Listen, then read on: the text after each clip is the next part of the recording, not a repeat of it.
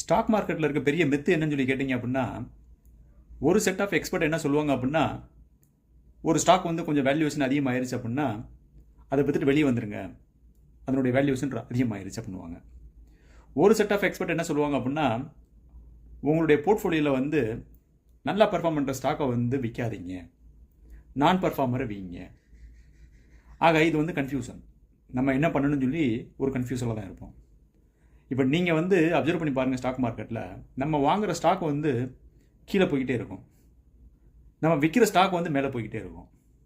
So மார்க்கெட்டில் வந்து இப்போ ராகேஷ் ஜுன்ஜுன்வாலா இருக்கார், அவருடைய ஸ்டாக் பாருங்கள், அவருடைய என்டையர் ரிட்டர்னு டைட்டனில் இருந்தால் வந்துச்சு. இப்போ அதை வந்து அவர் விற்றுருந்தார் அப்படின்னா அவர் வந்து லாஸில் இருப்பார். ஸோ மார்க்கெட்டில் வந்து ஒரு சிங்கிள் ஃபார்முலா கிடையாது.